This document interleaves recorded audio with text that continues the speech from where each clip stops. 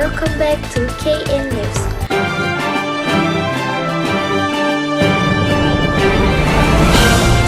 Today, we are talking about Wildfires Ravage Los Angeles.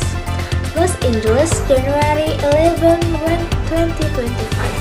Wildfires are currently wreaking havoc across Los Angeles, causing widespread devastation and forcing thousands to evacuate their homes. The fires have tragically claimed at least 11 lives and left over 100,000 residents under evacuation orders. Firefighters are tirelessly working to contain the blazes, but strong wind and dry conditions are complicating their effort.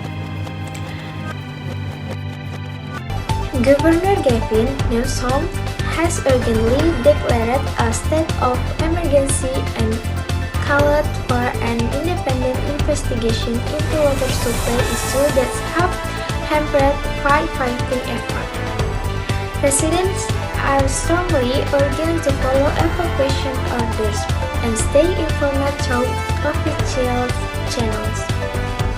Authorities are working around the clock to protect life and property.